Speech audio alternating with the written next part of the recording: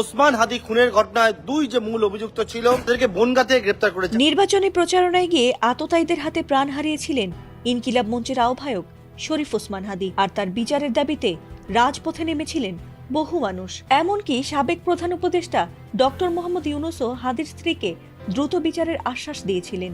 যদিও তার মৃত্যুর মাসখানেক পেরিয়ে গেলেও তদন্তের কোনো কুলকিনারা করতে পারেনি পুলিশ, আর তাতে অন্যান্য বিচারহীন হত্যাকাণ্ডের মতোই হয়তো ধামাচাপা পড়তে যাচ্ছিল হাদির প্রসঙ্গ। শুরুর দিকে হাদির হত্যাকারীদের ভারতে পালানোর পর থেকে তাদের অবস্থান নিয়ে ধোঁয়াশার সৃষ্টি হয়। অনেকেরই ধারণা ছিল ভারত থেকেও হয়তো পালিয়েছে হাদির হত্যার প্রধান আসামি ফয়সাল করিম মাসুদ ও তার সহযোগী আলমগীর হোসেন, আর তাতে দিন দিন বাড়ছিল হতাশা। তবে কি হাদির হত্যাকারীরা এভাবেই পার পেয়ে যাবে? আল্লাহ ছাড় দেন তবে ছেড়ে দেন না। আর তাতে এবার ভারতেই পুলিশের হাতে গ্রেফতার হয়েছে হাদি হত্যার মূল আসামি শুটার ফয়সাল ও আলমগীর হোসেন।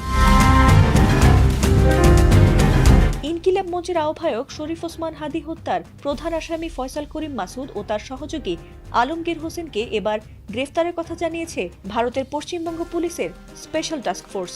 এসটিএফ এর সংবাদ বিজ্ঞপ্তির বরাতে বার্তা সংস্থা এএনআই এর প্রতিবেদনে এ তথ্য জানানো হয়েছে। ওই বিজ্ঞপ্তিতে বলা হয়েছে, শনিবার রাতে পশ্চিমবঙ্গের উত্তর 24 পরগনা জেলার বনগাঁ থেকে তাদের গ্রেফতার করা হয়েছে।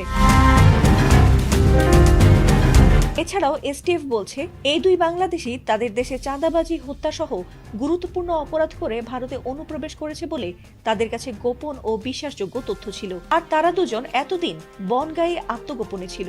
এমনকি তারা সুযোগ পেলে বাংলাদেশে ফিরে যাওয়ার উদ্দেশ্যে বনগাঁ সীমান্ত এলাকায় আশ্রয় নেওয়ারও চেষ্টা করছিল। আর এই তথ্যের ভিত্তিতে অবশেষে শনিবার গভীর রাতে বনগাঁ এলাকায় অভিযান চালিয়ে তাদের গ্রেফতার করা হয়েছে।